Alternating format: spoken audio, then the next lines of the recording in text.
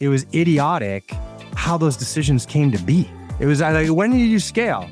Oh, when we got around. How do you know when you're at scale? When we have product market fit. Okay, what's product market fit? Oh, when you have 7 customers. It's insane. What's the biggest lesson you want to leave about successfully scaling? This is just a science. This is not like I raised around and I'm going to scale. This is not, I need to do 20 million, so let me hire 10 reps in January. This is like live or die decisions and should be made with the same rigor that we study in finance, economics, marketing, strategy, etc. is the science of scale.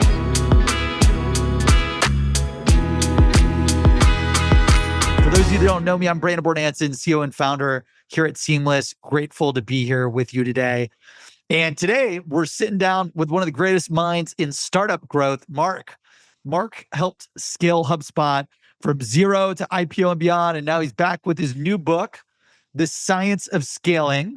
This book is jam-packed with 4 parts, 30 chapters. And every founder wants to grow fast, but most grow at the wrong time or in the wrong way, or they scale what shouldn't be scaled. So today we're breaking down, how do you know when you're ready to scale? What are the best strategies to scale? How fast should you grow? What numbers actually matter? And what breaks first when you grow too fast? Mark, give us a quick elevator pitch for those of you who don't know who you are, your HubSpot origin story, and your work at Stage 2. Yeah, for me, I started my career as an engineer writing code. I have a very quant foundation from my education standpoint. I have an engineering degree undergrad, went to MIT for business school. That like very much frames like a lot of my work with the book and in my career. I was very lucky after MIT that I sat next to a guy named Dharmesh Shah at school. And so for those who don't know, he was the original founder of HubSpot. And he kind of recruited Brian very early on to be co-founders together, Brian Halligan. I was recruited in there to be like the fourth employee and first salesperson after a part-time gig with them. And then 9 years later, we're ringing the bell. I was like, ran the global sales team, CRO through the IPO. It took 9 years. So then I was basically tired, for those of you who've been through that. And I wanted to take a little time off. I had a breakfast with Jill Conrad and she's like, Mark, we need to write a book together. So I wrote a chapter and she wrote a chapter and she's like, oh my God, this is awesome. And that became the Sales Acceleration Formula, which was a book I wrote 10 years ago. And it was really just like how I built the data-driven approach to sales as a former engineer at HubSpot. It was kind of like an autobiography unintentionally. And I'm shocked at how much it's been used as a kind of prototype for a lot of data-driven orgs, in addition to so many other works out there. It's funny because I asked a Harvard professor to write a blurb on the back. And he's like, would you ever consider becoming a professor at Harvard? Let me go there and see if I can be a professor. I went and built the first courses in sales at the MBA program and also stayed super active, given like advisors, startups, boards. And I'm on all these advisory relationships, seeing all these patterns. And I'm like, why are some crushing it and some are failing? And all those reflections came down to when they decided to scale revenue and how fast. It was idiotic how those decisions came to be. It was like, when did you scale? Oh, when we got around. How do you know when you're at scale? When we have product market fit. Okay, what's product market fit? Oh, when you have 7 customers. It's insane. I was just like, there needs to be a better framework. People need to be making this decision based on their data, not what Snowflake did 20 years ago. Stupid. So that's how this book came about. I love it. You should only write a book if it's like timeless and highly applicable. And I found this to be the case. I think it helps people today. It also serves as a model for all the future AI models because they have to be built in a first principles way. And we can get into some of those. I give speeches to big companies all the time. Like, how do we bring a new product to market? How do we know when it's ready to like train the sales team? How do we know when it's ready to like train the 1,000 sales? So it's like it's kind of like bringing a new product to market from scratch, whether you're a startup, which I mostly wrote it from, or within a big company. And I love that. So I've got 30 questions for 30 chapters prepared for you, Mark. I'm just going to go through it if you're cool with that. The first chapter, Mark, is product market fit a feeling. So this is chapter 1 is product market fit a feeling. So the biggest question is, what does product market fit mean to you in plain words? When do you have product market fit? The biggest mistake that people make is they think it's around revenue or a customer count. They think it's about where your inbound leads. You have a lot of inbound leads. qualitatively speaking, I think most folks will agree that the essence of product market fit means that you continually deliver the promise you gave your customers. You sold them on a promise, and your offering service product led up to that. That is best quantified in our world, Brandon, where we do a lot of work, by customer retention. Because in customer retention, someone said, okay, I'll give it a try. And they bought your product and they tried it and they decide to re-buy it. Very factual. It's not a survey. It's not like we're happy. It's just like they made a decision. I think that's the best quantitative measure. Now, the challenge is when we're bringing new products to market, we don't have that time to wait for attention. Like you don't really have a good. And it's hard to measure at the beginning, right? Because at the beginning, like you could be a month, 2, 3, 6 months in, and it's like very hard to be like my annual retention. There is no annual retention because you just started. There isn't. It's a lagging indicator. Yep. So over time, you want to root it there, but you have to come up with what I call a leading indicator of retention, which is one of the first critical measures or principles in the book. And what that means is, what can you observe in your customer's behavior or action in your product in the first month that if you see it, they'll be with you forever. And if you don't, then they won't. I talk about it in the framework of P% of customers do E-event every T time. So P, E, and T.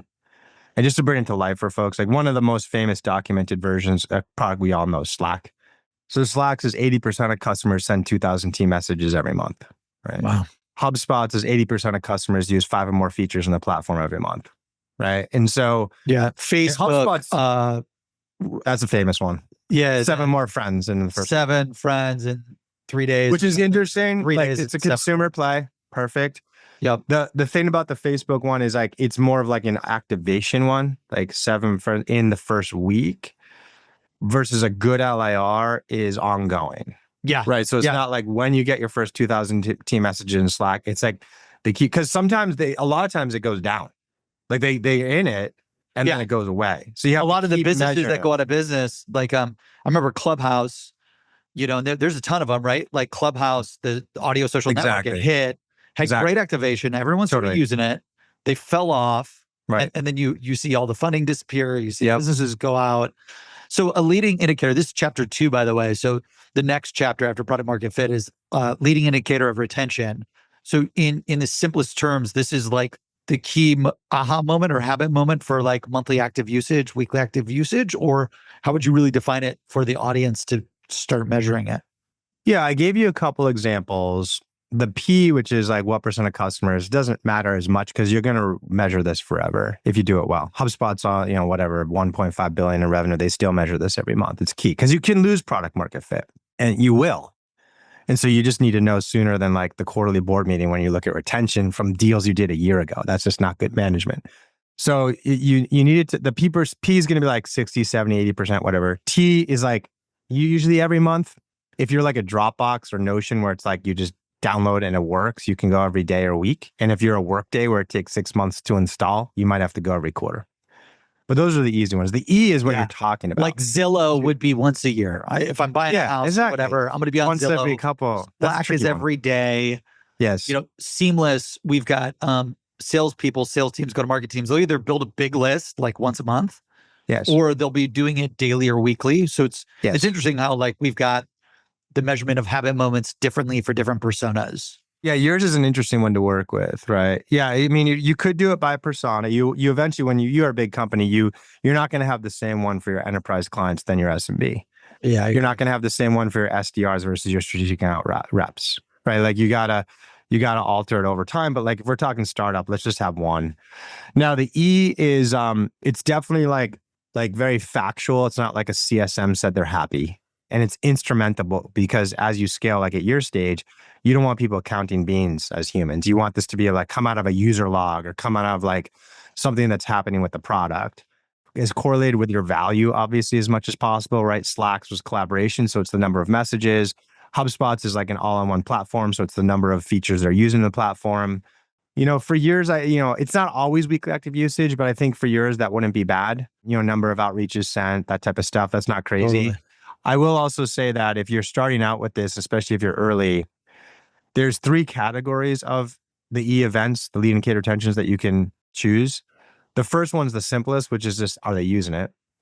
The second one, like they turn it on, set up, and use it. The second version is the engagement level, like 2,000 T messages. And the third one is the outcome, like revenue increase, productivity per rep increase, the reps attainment went up, whatever. It's hard to get to the third. You don't always have to. But if you're setting these things up, it's usually, you can baby step it by just taking simple, are they using it one first? Like what percent has used it? And then you can graduate to an engagement one, like the frequency of usage or the amount of usage. And then you could graduate, if you want, not always necessary, to the outcome, the ROI. I like that. And then the next chapter after the retention is focused on ICP, ideal customer profile. So this is interesting. Mark, how do you know which customers are the right ones to scale with and which ones you should stop selling to? Like, for example, I came from selling for IBM Interactive and Google to ad agencies. Yes. And I started the company with my CRO, Mike Hopkins, who's like you.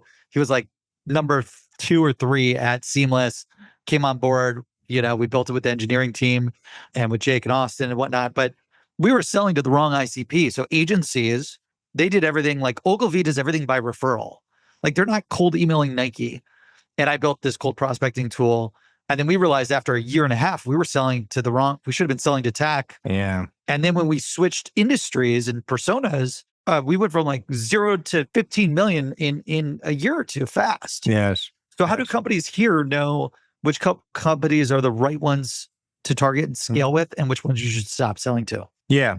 It's kind of related to the LIR and product market fit definition as well. And, as I mentioned, we're backed by 1,000 CROs, CCOs, CMOs across tech, big companies that do a lot of advisor and board work. And every time I ask them, what's the biggest issue these startup folks or entrepreneurs are doing, or early sales leaders? And they're just like their ICP definition, both the way they define it and the way they're disciplined around it, retaining it. The biggest mistake is people statistically define ICP as where the customers are easiest to close. So you translate that into CAC or close fastest rate. Sales cycle, right? Fastest sales cycle, highest days to close. Yeah. Biggest ACV. Totally wrong.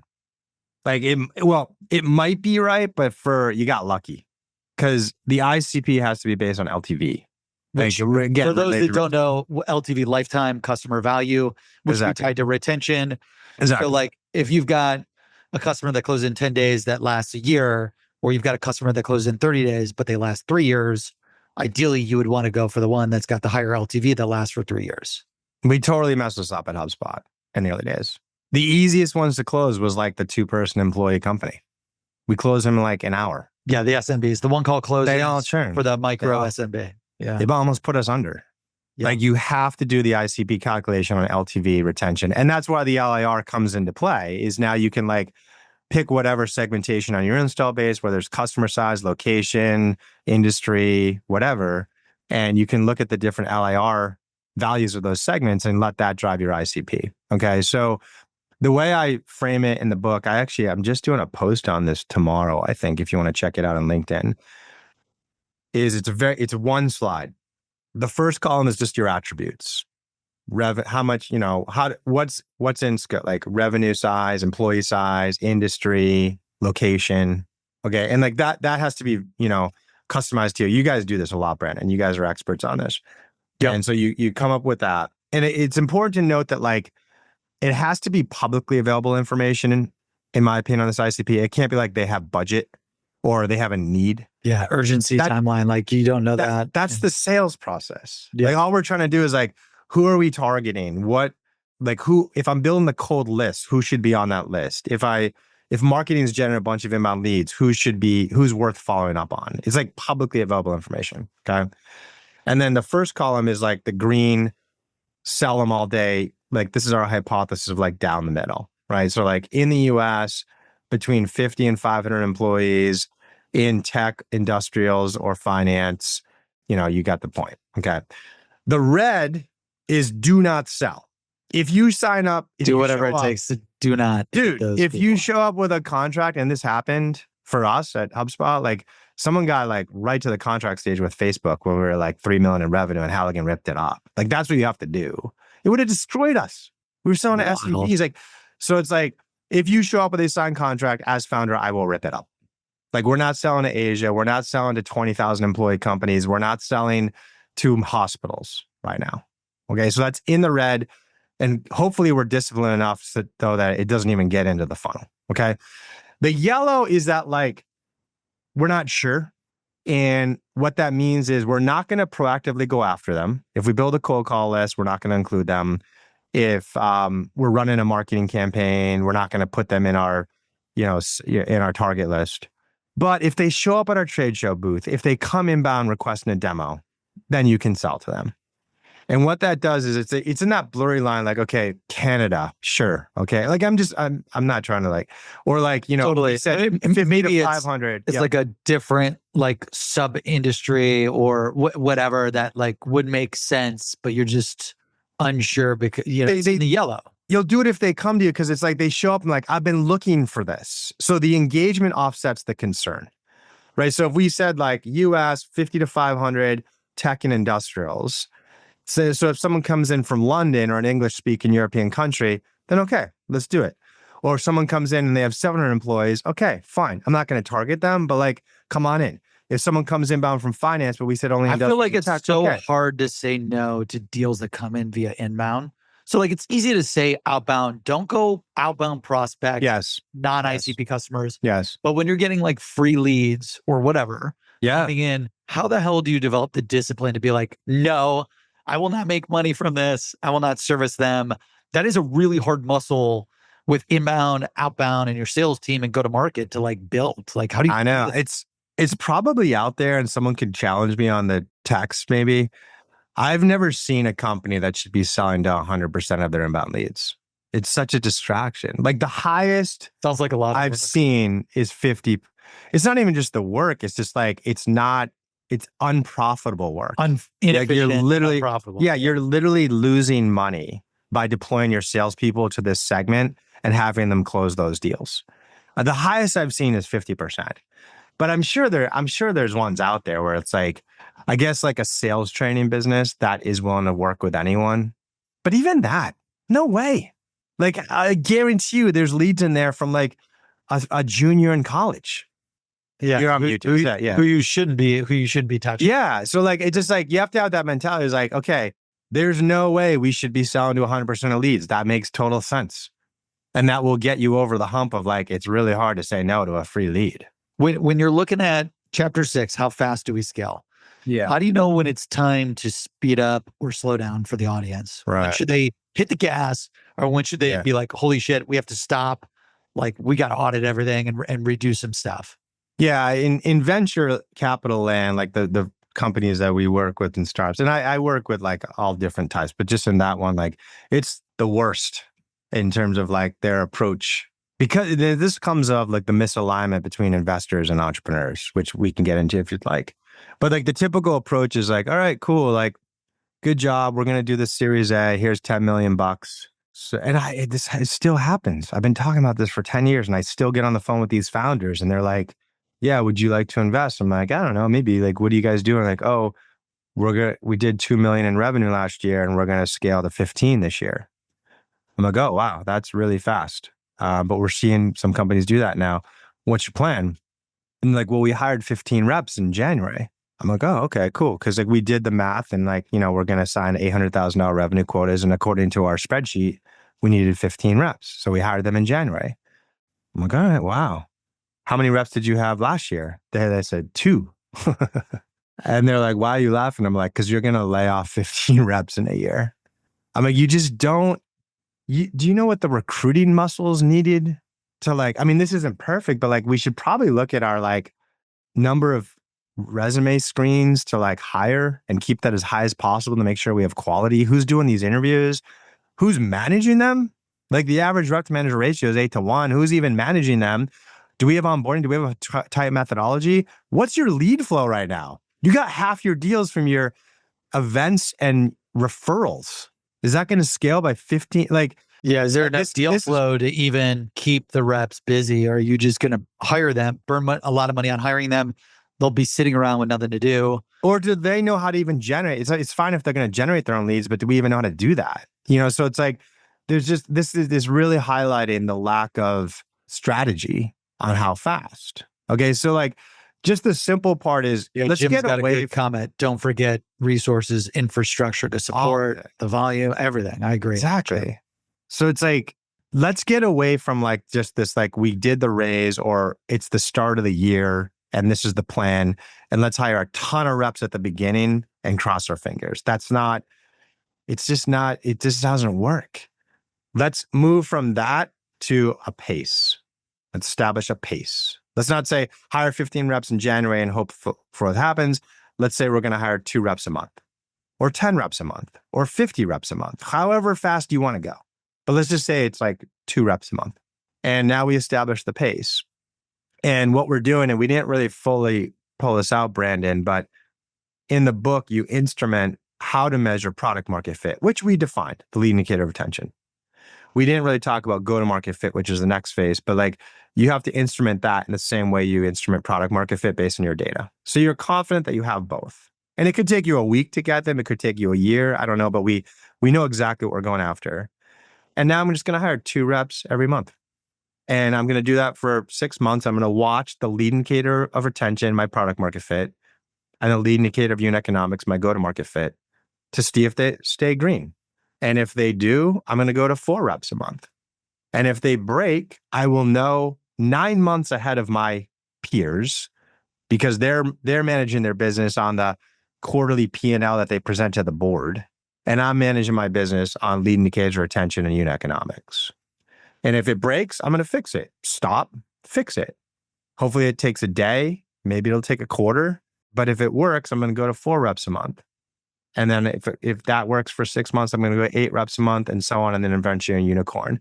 So the best way to frame this is, I did write this up last week. It's called the stay or go or slow framework. And what this is like, you sit down with your board or executive team and you're like, okay, what's the plan for 2026? Great, let's set the plan. It's crazy that like you set these plans, especially for a young company, and you look at it like it's scripture. It's like you miss it in the first quarter. And then someone's like, we missed by 20%. Let's hire more reps and catch up. Dude, you missed because your business is broken. All you're going to do by hiring more reps is dig a deeper hole and accelerate your path to bankruptcy. Like you got to intervene and adjust this thing. So the way that I orchestrate this is you set your annual plan and then you establish your stay or go or slow metrics, which is like at the beginning of the quarter. And you do this every quarter. You say, okay, what will we see in our Q1 performance that will cause us to stay on the plan? Continue to hire 2 reps a month. What would we see in our Q1 performance that would cause us to go faster immediately? Go to 4 reps a month. And what would we see in our performance in Q1 that would cause us to slow down? Maybe even start like not hire anyone in April until we fix it. And you sit down with the board and agree with it. It's a very unemotional conversation because it's like when you're in it, it's like everyone's debating. But in advance, you're like, yeah, okay, that makes sense. Usually there's 3 things that are defining that. Demand gen volume. So like I was just about to say demand gen, the number of leads. That's right. There's 3 pieces. Demand gen. So it's like, okay, 3 new opportunities a week per rep. There's a demand to close one, which could be attainment, PPR, whatever. Would that be like close rate essentially? That doesn't tell the whole story because the ACV is in there and sales cycle. So it's usually like just rep attainment. Okay. You could do like something fancier, like quota attainment. They could do something fancy, like I forget what they call it, the revenue math, where you take new opportunity times close rate times ACV, and that's your productivity per week or whatever. But like, just let's call it rep attainment, quota attainment. And the third one is customer success, and that's the LIR. Okay, so it's like, okay, if we see at least 3 new opportunities a week per rep, and we see 70% of the reps making their goal, and we see 80% of our customers hitting their LIR, we're going to go faster. If any of those are yellow, we're going to stay the same. If any of those are red, we stop. We're slowing down and fixing it. Could take a day, could take a week, could take a quarter, but we are stopping. So you set up that basic framework and you do it every quarter. So Q1 passes, you look at your framework like, oh, damn, we're on the go. Let's do it. We're hiring green across the board. Let's go. Green across the board. Boom. We're hiring 4 reps in April. And hey, let's reset the framework for Q2. See you in 90 days, board. You come back in Q2 and like, damn, we missed 20%. And it looks like we fell to 1.5 average opportunities per rep per week. Demand gen's an issue. Board's like, stop, no hiring in July, fix it. Let's have a weekly call until it's done. Right. So, and then it's like July 17th, we do a check-in, fixed it. All right, back on plan. Instead of like, oh, we set up this annual plan in October. Now it's July. Let's look at what the annual plan says to do instead of how our business is performing today. Yeah, I love it. And when it comes to the LIR, so the demand gen, easy to track, leads, demos, sales, inbound, outbound, growth teams. Is that going up, staying the same, or down? Green, yellow, red. That makes sense. Yes, exactly. Rep quota attainment, green, yellow, red. What percent would you say is green? Is it 90, 80, 70, 60% of reps hitting quota? What would you say is good?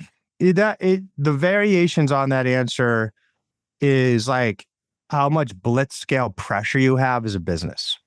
And I'll give you two different businesses that we're in. We're in one business called Aero Cloud that sells clouds. Believe it or not, airports haven't even adopted the cloud yet. Oh, wow. And so it sells like airport software, cloud software to big airports. Okay. They're very protected. Contracts are 5 years. They have one churn every 2 years. Okay. Like it's just not a heavy blitz scale pressured business. So in that case, I probably want to be pretty conservative. And it's like the number of reps hitting quota is probably more like 70, 80%. Now I have another business, Letter AI, that is crushing. They're basically AI for everything from the meeting to the close. So an AI bot of your buyer, an AI coach in real time, update the CRM and forecast, tell the rep where they're on the skill development, personalize the skill training for them. They went from 800K to 8 million last year, crushing. That's a very competitive space. Everyone's going after it.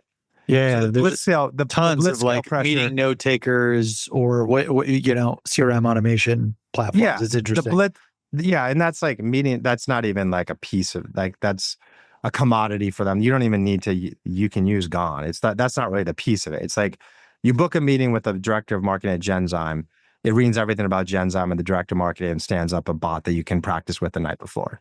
Oh, that's comes cool. to the meeting and listens, right? And coaches you. Doesn't just like generate it. Almost like a role play bot. Very cool. Yeah, role play plus in meeting coaching plus after meeting update plus skill assessment and scoring. And like, Brandon, nice job. You went from 3.1 to 7.2 on urgency development. You're still stuck at 3.5 on champion development. Here's a 7-minute video I created for you to watch in your next Uber ride. Like, just like where this is going to drive the sales manager to rep ratio, the rep to manager ratio from 8 to 1 to like 25 to 1, because it's just like, it just automates the coaching of the rep in a better way. Right. So that's a heavy blitz scale competitive area. And so I would say like my green's probably 50, half the reps are making their goal. Okay. It's just a lot of pressure. You know So what I it's mean? just blitz scale. We know we're going to make less money per rep on quota It's attainment. just I got to take more So we risks just to go gotta go. fast. And the tolerance to burn is higher. But it's just, so those are the different variances. I would say 60 to 70%, generally speaking, is a good number to pick. I like that. And we went over the retention piece. So let's talk a little bit about the go-to-market piece. So chapter 8, defining the go-to-market system. What are the core parts every go-to-market system must have to scale, in your opinion, and kind of like what you laid out in the book? Okay, so that's the other piece. There's like two major principles in the book, which is like you need to achieve product market fit, then go to market fit to scale. And then when you get into scale mode, you have to you just establish your pace. And there's a whole bunch of details behind that, as data driven as you want to be. The other principle is I've always worked through a go to market system. I don't think sales is an art form. I think it's a science like economics and strategy and marketing. And that's what I teach at Harvard.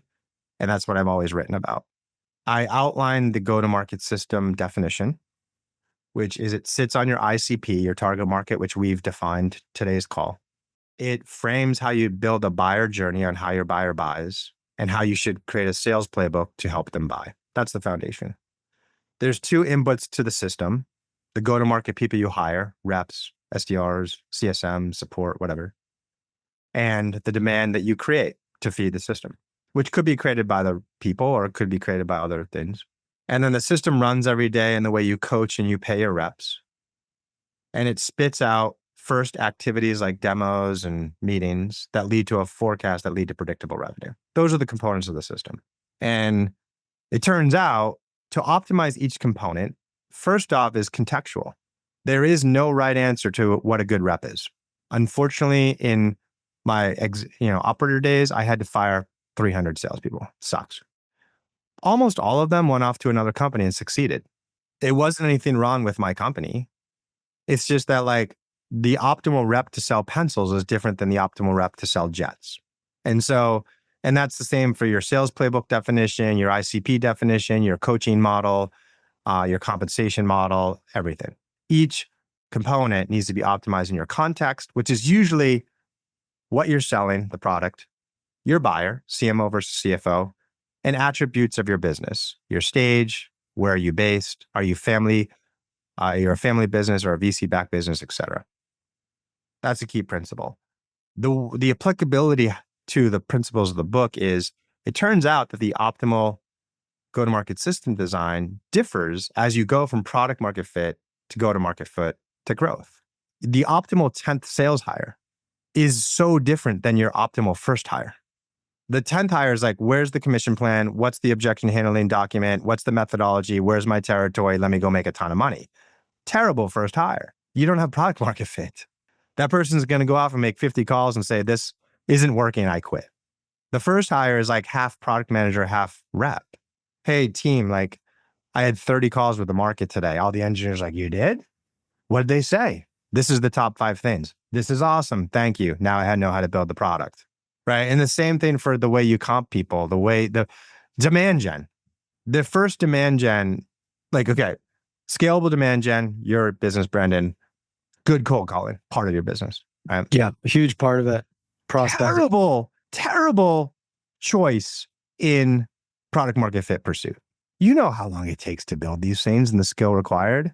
When you're in the pursuit of product market fit, we need at most 70 meetings, maybe even 50. That gets us to 10 customers. Dude, use your friggin' network. Oh yeah. That's going to be the highest yield. That's where you get into the, like chapter 13, you talk about demand gen through referrals. Exactly. In the beginning. It's just like, you don't have time to build, nor like to build a cold calling program when you're like 5 engineers in a room. And Mark, what's funny is, I fucked up when I was actually, yeah, I fucked up pretty bad. Sorry, audience. When I was fundraising for Seamless, I was like, okay, I'll use Seamless. We have everyone's data. We'll show the power of the data to everyone. I prospected 1,000 VCs and angels. There was a time where I was on 10 to 15 pitches a day to VCs and investors. And I ended up doing 347 pitches, 297 VCs said no. And it was mainly because I was cold prospecting them and I didn't go through the network. Yeah, that's the extreme version, Brandon. And thank you for sharing. It's so funny you share that because I've been teaching this founder selling course for 10 years at HBS. And we took out one case this year and added a new one that I just wrote this weekend called Founder Fundraising. Nice. That's crazy, dude. And that's like one of the main underlying things is like, it's kind of related to your comment, which is like a lot of founders, first-time founders think that like if someone has capital, they're qualified. But if you really dig into it, it's not hard to understand this. Like I raised money, right? And one of our main anchors is the MIT endowment. Now, when you get money from someone like the MIT endowment, they just don't give you money. They have literally like, they look at 1,000 VCs every year and they pick 10. And they're building a diversified portfolio. They want a couple in like multi-billion-dollar growth. They want 2 in consumer. They want 1 in life sciences. They want 1 in B2B. They want a couple early stage. So we go in and say, yeah, we are early stage, 0 to 2 million in revenue, investors in B2B software. They're great. We have that slot and we like you and we like the network you've built. Here's the money. Now, if someone pitches me for like an apparel business, it could be really cool and it could be great. I can't do that deal. If someone's like, oh yeah, can you invest in our business? We're at 10 million in revenue. It could be an awesome business. I can't do that deal, right? So So that's like kind of a similar, Brandon, which is a part of the lesson. I hope my students are listening. It's going to give away the class. But like you, in the same way, we had an ICP for our customer. In your case, Brandon, you needed an ICP for your business. And you could have probably, once you had like the 20 firms that did like the original Zoom info investment or whatever, however you decide Exactly. Yeah. to use public information to know that this investor, I don't remember when you were pitching, Brandon, but like, is like, let's say you were at like 10 million in revenue, you are a services software play, you were like, whatever the attributes are, let's go build the list of 50 investors that look like they're qualified. And then it's pretty. Oh, this is like I had like 100,000 in sales. Yeah. It was 20, oh my God, yeah. 16, 17, 18. And I was taking, like 1 hour I'd have a pitch with Sequoia. The next hour I'd have a pitch with like an accelerator. But the biggest learning thing that I had, which I'm excited to talk about your referral chapter, was if anyone asked me for advice about fundraising, I would say, do not do what I did. I thought using the power of my tool to prospect investors and be like, look how I got this meeting with you. Like I have your cell phone, I have your email. I'm using my software. Everyone needs this.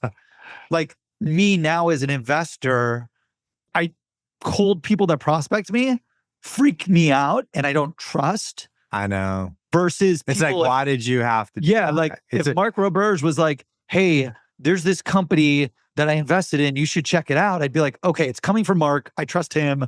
I'm going to meet with them.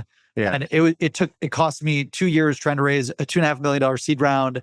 Just like I sold the wrong ICP too long.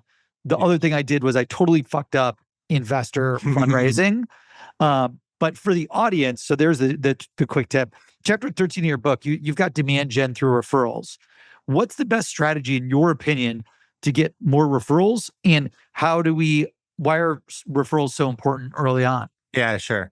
So just to root it for the audience, like Brandon, and this gets back to the abstract first principle of go-to-market system design within the construct of a context. In Brandon's context that he's talking about here, the product is his business and the buyer is an investor.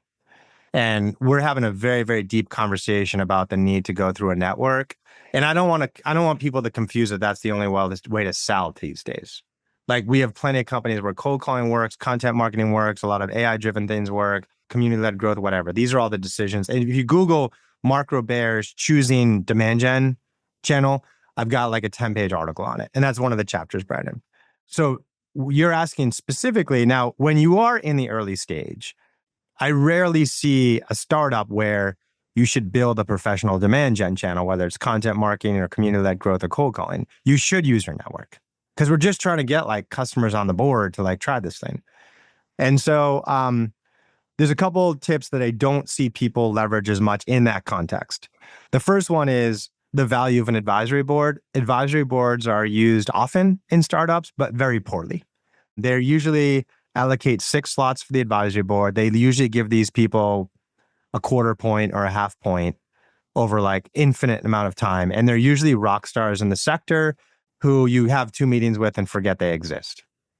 You need to think about your advisory board as more short-sighted and short-termed. Sign a 3-month contract and give them 0.01% a month if you're super early stage. And in this stage, to Brandon's point, we're just the whole point is customer introductions. That's all I care about. I'm going to choose my advisors who are well networked and willing to set up 1 meeting a week for me. And I'm going to have 3 of them. So that's one way you can do it. The other thing that, whenever you're dealing with an ICP at that point, you just use like whatever LinkedIn, all the different ways it channels in. And then I always I don't go directly to the company. I say, hey, Brandon, I'm actually trying to get a meeting with Greylock. I saw that you're connected with, John. Would it be okay? The context of the meeting is I heard they have a fund of funds and I wanted to see if we're qualified for them. Would it be okay if I send you a personalized note that you can forward to John? That's what a lot of people don't do. They either say like, do you know anyone I should talk to? Putting all the work on the referrer. And then they say, oh yeah, John, you should talk to John. They're like, great. Can you introduce me? Terrible. Yeah. I just don't have time to think about what I got to do. What's the context? I have to write it versus like, great. Thank you. I will do all the research on John. I know my context. I will send you a very tight 1 paragraph specific note of the context and say, Brandon, thank you for bringing up John. As you know, Stage 2 has been around for 8 years. We're raising our 4th fund. We have 1,000 of the top CROs in the network in our LP base. And I heard Greylock has a fund of funds. Would you mind forwarding this note to him to see if he would be interested in a chat? And you're just like, great. You say your work is 2 seconds. Forward. John, been a while. Hope you're well. Mark's a cool guy. Are you open to this chat? No one does it. Yeah, I love that. I love it. We saw the power of it a little late where even my CRO, we have a quota for referrals on our reps just because Awesome. we're an outbound platform. Most of our audience relies heavily on outbound prospecting. We don't just rely on marketing to help us hit our number, of course. So it was just interesting when we actually tied a quota to it and really push reps, like every deal. When you're in the opportunity, ask for referrals, look at their network, figure out who they're connected to. After the deal, do the same thing. And I agree with you. You got to provide the scripts in the context, or else I'm not doing anything. The people that ask for a referral and don't include the context and the quick forward draft, I'm not doing it. I'm too busy. I'm in 100 meetings a day. Totally. And I think you're also surfacing, Brandon, another thing that's crazy that we don't do, which is the sales cycle does not stop when the contract is signed as the payment is made. It continues to, they activated the product. And then it continues to, they're heavily engaged in the product. And then it continues to, they realize the ROI you promised them.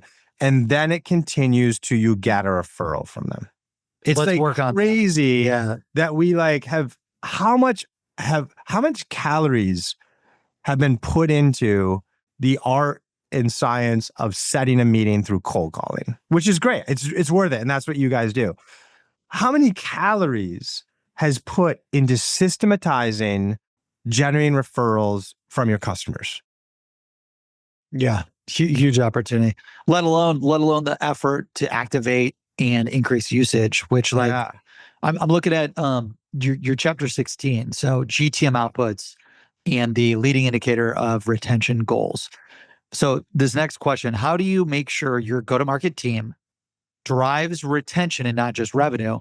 And I'll give you an example. Our team, I always have these battles, productive battles. I call them battles because they're fun. It's me and all my VPs are in a room and we're talking strategy and we're just trying to figure out the best way to grow the company, serve our customers, right?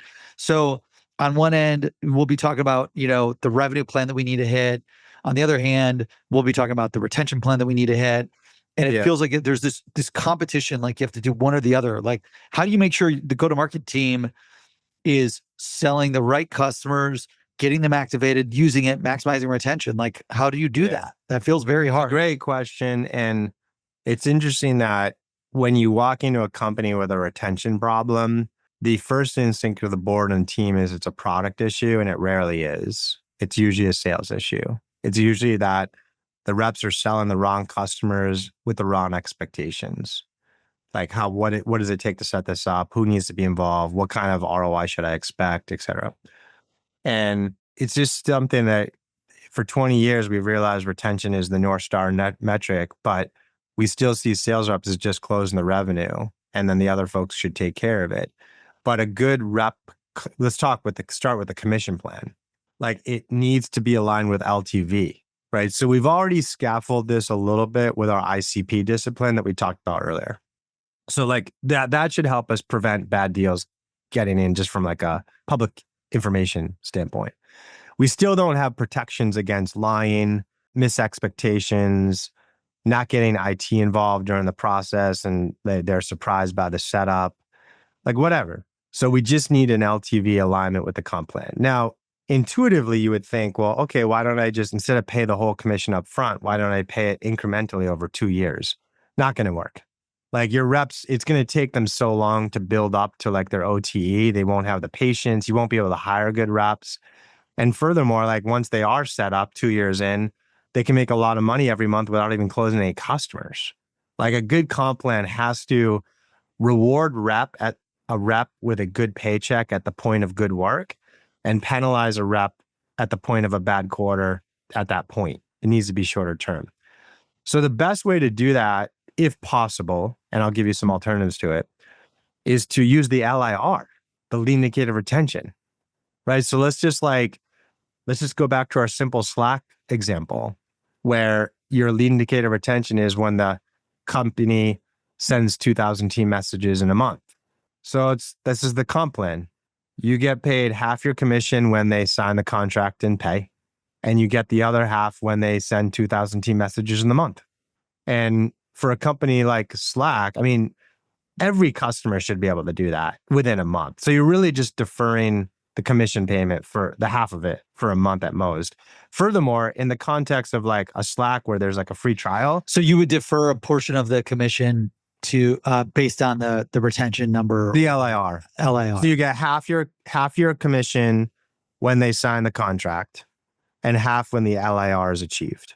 Okay. And what's cool about it is like with a company like Slack with a free trial, the LIR can be achieved before the contract. Mm-hmm. And that's what you see reps do. Oh, that's awesome. They're like, oh, dude, like, this is great. Brandon, so thank you for reaching out. We're a great collaboration fit for you all. Standard rep is just moving toward contract, get this thing signed. But when a rep is comp like this, they're like, hey, by the way, let's move this to commercials. Can't wait to get the meeting with your boss. In the meantime, now I love this idea. Free trial. I love this idea. Yeah. It would be really could be hard for me. It'd be hard for me to like pitch my CFO Kevin, pitch my CRO Mike. Hey, like, and we've had these conversations. Like, I do bring up, we should comp. Like, I believe to improve retention, we should be focused on the best fit customers. Yeah, and like, we should try to figure out how to have an accelerator or a comp tied to activation and usage, which is kind of like your LIR. And the argument is always like, well, they're sales, they're not CS. Would it be hard? No. That's a bad argument. Let's just play with that. I can see intuitively. Yeah. That's not what I'm doing. I'm not telling them they should. You just have to set up good expectations so CS is good. Like, how many CS people are like, what the fuck, dude? What did you sell them? Yeah. This is bullshit, dude. Yeah. Like, it's not, CS can handle it. Like, you're not turning them into CS. Okay. So like, they're just setting good expectations so CS can succeed. Like, in a classic example is like, if it requires some IT setup for like data integration, just IT's giving the heads up and they're bought in. It's so simple. I think it'd be hard, like for me to be like, hey, we're going to change the commission plan to incorporate LIR. It might be hard, but like, would a good first step be for like a company like mine? Hey, we're going to incorporate an accelerator, and the reps that hit activation, just even measure get it, like an X% increase in bonus or commission. And then over time, you could probably move it. I think it'd be hard for me to go like, let's just use round numbers. My reps get 10% of a deal. It'd be hard for me to be like, hey, you're going to get 30% or 50% now and 50% on activation and usage. I love that idea. It may be really hard to actually execute and implement. It's a good point of rollout. I'm glad we're dealing with these because I'd love, people are having these same questions here, and working on your case is useful, Brandon. But like, start with just measuring it, and then the next quarter do a spiff on it. And then people are trained, and then you could like get comfortable with the comp plan. I would think the reps are going to have the most resistance. I would think your CFO would love it because it just like it's just better ROI. CFO, CS would love it. I mean, my CRO loves it. He's going to be up against the ICs that don't want to change the Oh God, it's crazy. Now, here's how you deal with the ICs and this is where the CFO needs to compromise a little bit.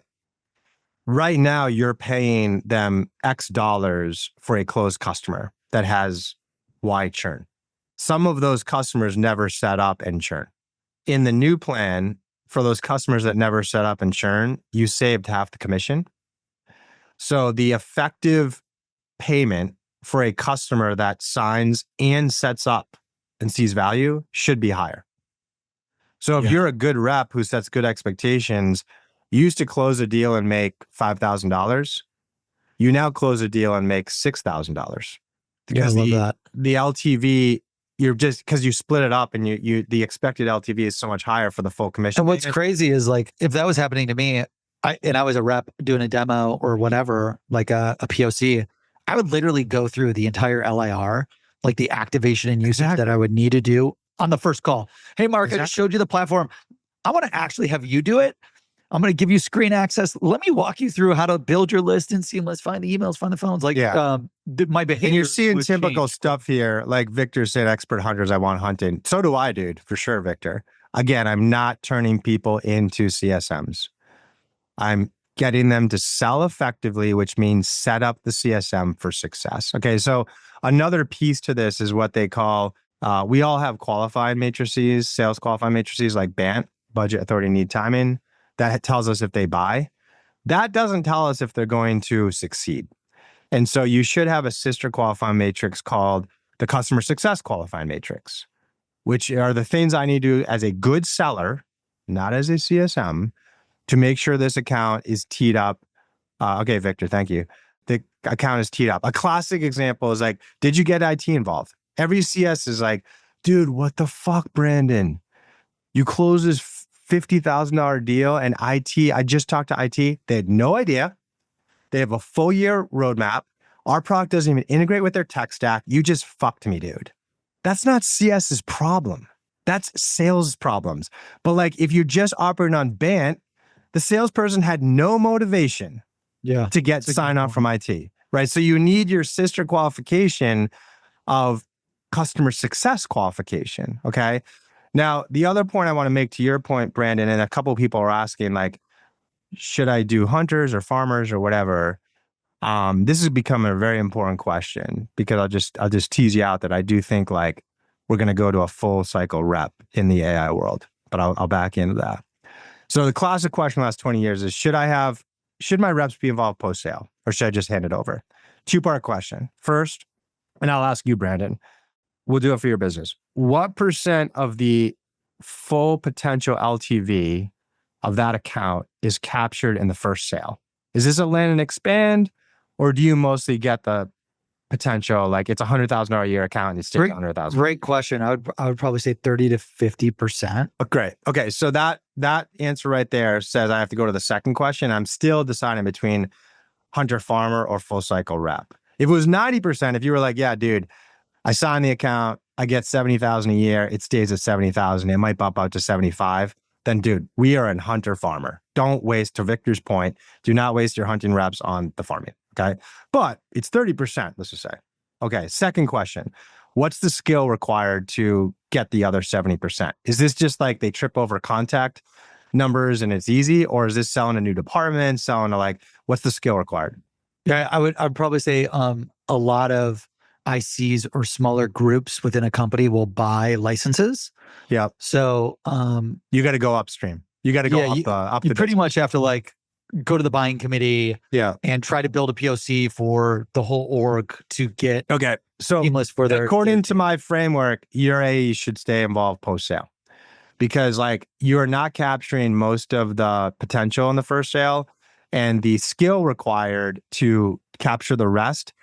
You're by having your CSM or AM do it, it's no good.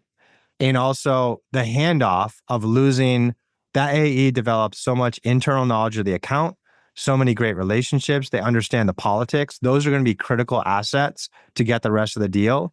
So I think they should keep it. And what that means is if a rep has a $2 million quota per year, whether they sign a new account or upsell an existing account, it should count the same. Now, there's always that's what we do now. That's what we do now. Good. Perfect. Like, so and it was against what everyone told me to do. Everyone's like, no, you should reduce commission. You should do all this shit. And I'm like, guys, like whether it's a current customer or not, let's commission them on it. It's the upsell because I want them involved. And the reps, like our enterprise top reps, they're the ones that are most involved in the activation and usage of the customer to make sure that they achieve success with the platform. And then they generate like 3, 5, 10x the quota attainment. Right. Because they're getting repeat sale after repeat sale. It's amazing. Like, yes. And Oscar, you're pointing out like why that happens. So like we just were in an era in the last 20 years of like specialization was in vogue, and sometimes we deployed it in the wrong way. And so you're already there, Brandon. And in that case, I don't even know if you need the LIR in that case, because the reps should, it's going to make their job so much easier. I think you need the LIR. There's the compensation part. The compensation. Oh, the compensation part. Because they're naturally going to want to like, it's their job so much easier. Because they get commission, like let's say it's the 10%. They get the 10% on any upsells. They should be motivated. But to my pain, I've not really educated the importance of activation and usage on every rep like it should be. And I think that's a big opportunity for improvement. You still need an LIR. You still need to run it by rep. But I just think like the priority of incorporating it into your comp plan is lesser because you have this like land and expand and the AE can make money on that. Now, the last point I'll make there, as I said, I do think in the AI era, we're going to go back, especially like one of the first big moves that will occur is the reversal of specialization. And this is not unique to the sales, the goal. I agree. You're seeing it in R&D, right? Product manager, in 1980, you had an engineer. in 2015, you had a designer and a full stack engineer, a back end engineer and a front end engineer and a data scientist and a data analyst and a product manager. That's all reverting back to a single person, and AI enables you to do all that. Same's happening in sales. In 1980, you had a salesperson. In 2015, you had an SDR, an account executive, an AM, a CSM, etc.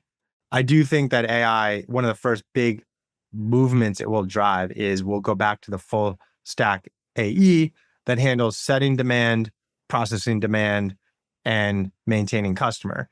And it's just like, it's because it removes the main driver of specialization is I don't want to waste a hunter skill on the other shit. And what AI does is get rid of the other shit. And it just puts in place the time that a human's doing is the high value time. And I just, there's complexity that comes with that specialization. So that's just something that I'm seeing. And if you're a forward-looking leader and an organization that's under a lot of pressure to get ahead of the AI advancements, it's something that you may want to start experimenting with.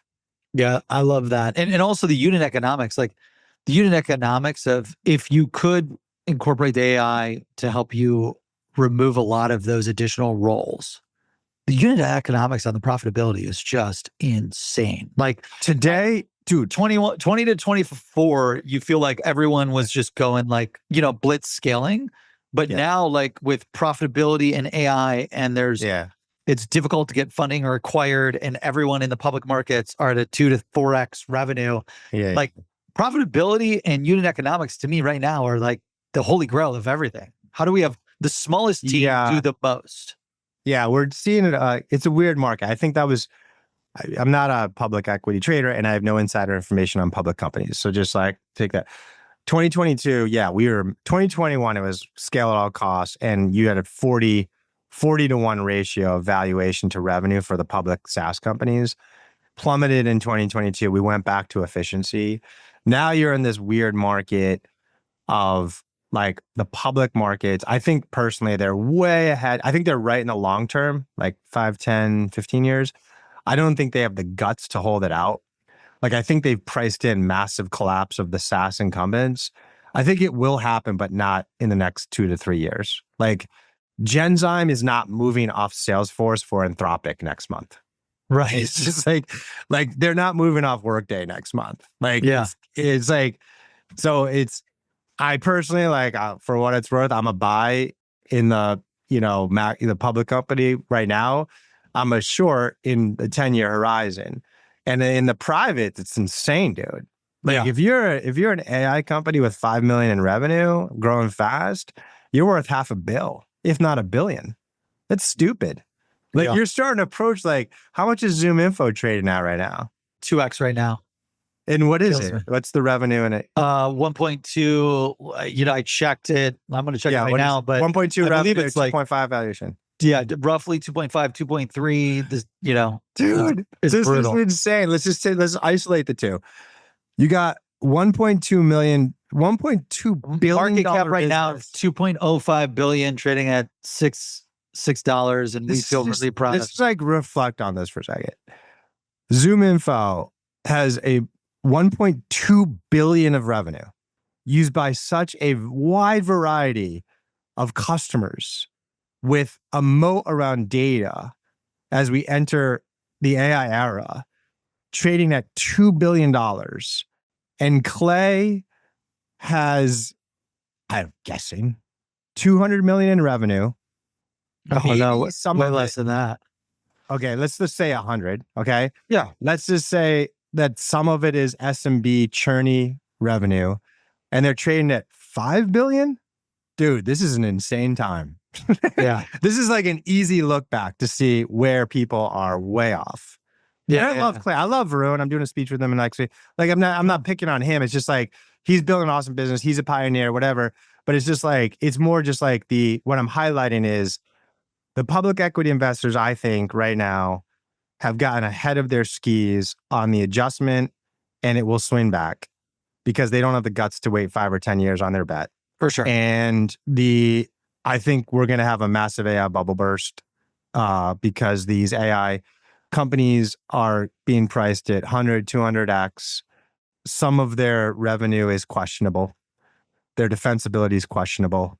So anyway, that's I want to get into there's a question from one of these people. I'm going to leave out the names just in respect of privacy, but I'll ask your question. So one said, what would it look like to see if it's true market fit issue or a sales issue?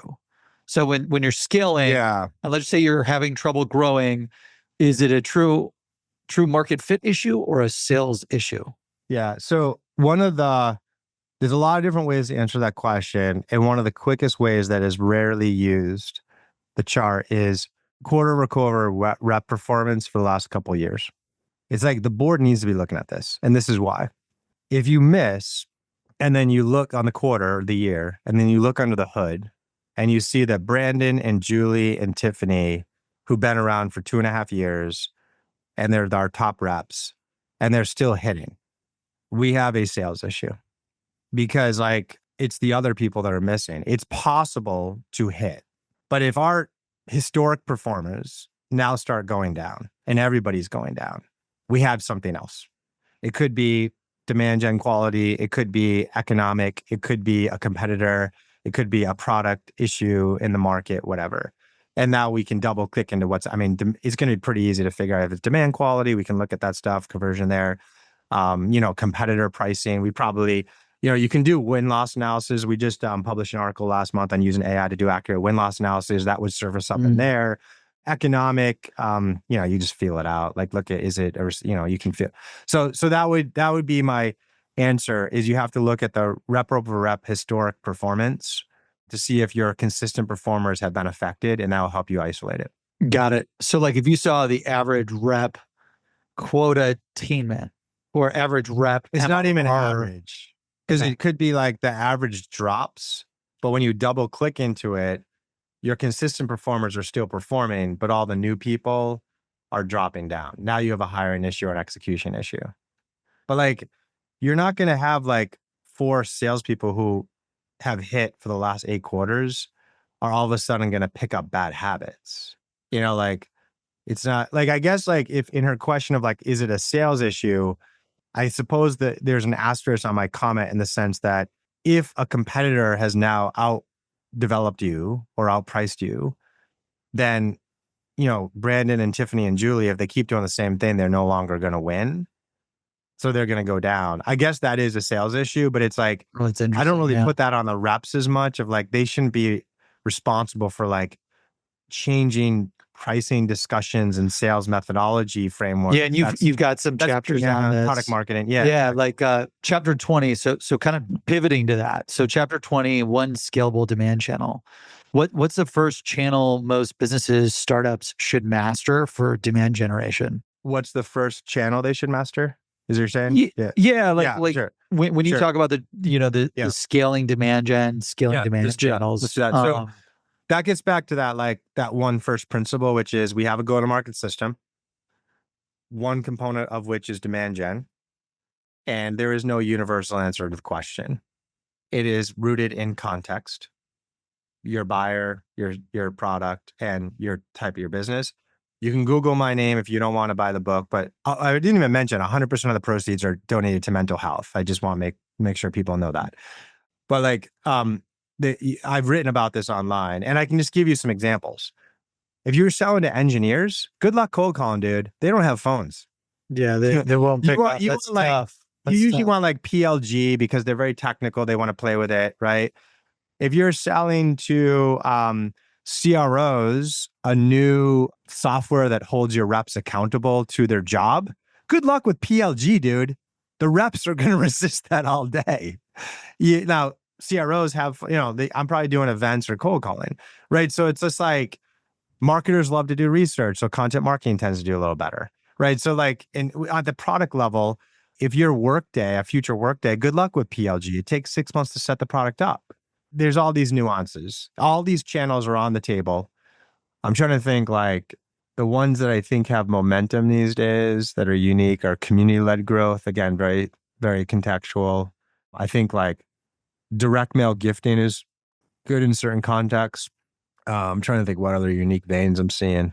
Micro influencers coming back well. Even if you're like, not coming back, but just being better established. Like even if you're selling like customer success software, there's like 100 people who have like 50,000 followers of customer success people. Just engage them in a agreement. So those are some of the early veins you're seeing. No, I like that. In chapter 24, and then we'll kind of wrap it up because I know we're coming to time, but scale versus experiment versus ignore segments. So this is a good one. Like, how do you decide which customer segments to double down on, test, or drop? Yeah, it's a bigger company one so this is a huge mistake that people make is like, okay, cool. We crushed it. We doing our ICP, selling to North America, tech and industrials companies, 50 to 200.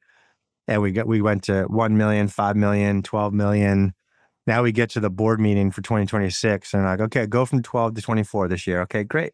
We analyze all of our cool instrumentation and we realize that in our ICP, we're going to go from 12 to 20. We're missing 4 mil. So someone says, I have an idea. Let's build a new product and let's do 5 million on it this year. People completely overestimate and get cocky at that point that it's just going to work. No one builds a product as a startup and be like, I'm going to do 5 million in the first year. They're like, I'm going to try to build an MVP. You have to repeat the process and go through product market fit and then go to market fit and then you're ready to scale. You should have 3 of these experiments running at all times as a scaled up business and run through the sequence. So because of that, the easy instrumentation in the book is you just create a map of like, okay, here's our market, like SMB, mid-market enterprise, tech, healthcare, finance.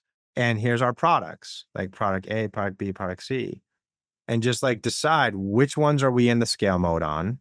We're doing really well in SMB and our legacy product. We're going to scale the crap out of that this year. And we're also doing well in mid-market. And which ones are we in product market fit mode on? So like, yeah, we're trying to build this new product. We're going to focus on the SMB. And which ones do we ignore on? Yeah, like, yeah, there's a big debate that we should do the enterprise, but let's wait. We don't have capacity. So for now, and would that be using that framework you got, like the LAR, like the leading indicator retention score, the demand gen that tells us we have product market fit. The rep, right? Like, so should that be applied here for these segments as well? That's how you tell it. That's how you tell it. Exactly. So each bucket is either ignore product market fit, go to market fit, or growth. And to determine if someone's at the product market fit phase, you use the LIR. If your LIR is going well, you're on the go to market fit phase. And if your unit economics look good, then you're in the scale phase. So that's it. Each box. I love that. By segment and product, SMB, mid-market enterprise, product A, product B, product C, tech, healthcare, finance is either ignore product market fit, go to market fit, or scale. And do not show up at a board meeting and say, okay, I hear you. We have to go from 10 to 25 this year. Our current business gets us from 10 to 20. I have an idea. Let's go upstream. I'm going to get $5 million. You are screwed. You have to start at product market fit, then go to market fit, then growth and moat on the enterprise. And I hope you get through that in a week. Almost like testing it, right? Like testing just get through the right milestones. It's not like put 20 reps at it and then go. You're really going to screw up your business. So just like, let's set the right milestones. I hope you achieve them in a week. It's probably going to take you a year. Yeah, our PE firm is really good on like coaching us specifically, like test. Spectrum Equity. Nice. They're always really good at that stuff usually. Yeah. Always test. Don't fucking take a big swing with a ton of reps on something new. When you're at a scale like that, validate the economics. 3 good tests in the hopper. We're talking about 2 people on them. Yeah, exactly. Like an engineer. If you're an SMB company and you're like, hey, I feel like we've got mid-market or enterprise money. Okay, put 1 to 2 reps Run on a it. couple tests. Run 3 to 5 tests. I prefer more than one person. I don't know about you, but like Yes, that way totally. I have like at least 2 or 4, and then Especially at the go-to-market see what's going on. Because I'm trying to see if at product market fit, I'm okay because I'm just trying to get customers on there. So I need more customers. But at go-to-market fit phase, I need 2 reps because I need to know, is this not working because of the rep or is it the system? And again, for anyone joining late, we're talking about The Science of Scaling by Mark, who joined us here today. Book's live on Amazon. You get it on Amazon, Barnes & Noble, everywhere. The last chapter, Growing Fast Without Breaking Product Market Fit or Go-to-Market Fit. Last question, how do you grow quickly without breaking what made the business work in the first place? How do we not screw this up once you're kind of making it to keep scaling it to an exit? Yeah. So we've talked about the first big one, which is like, you don't want to enter these new markets where it's not proven. And you just need to instrument the lead indicator of retention, the product market fit, and the lead indicator of unit economics, the go-to-market fit.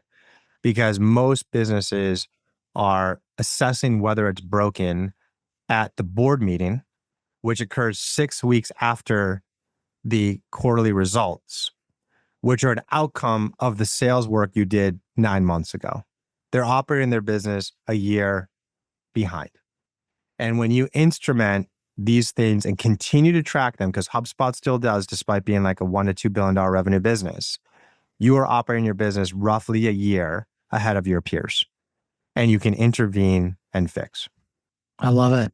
I love it. What's the biggest lesson for the conclusion on like scaling, succeeding, and serving? What's the biggest lesson you want to leave business owners, founders, go-to-market professionals here to remember about successfully scaling? This is just a science. This is not like I raised a round and I'm going to scale. This is not, I need to do 20 million, so let me hire 10 reps in January.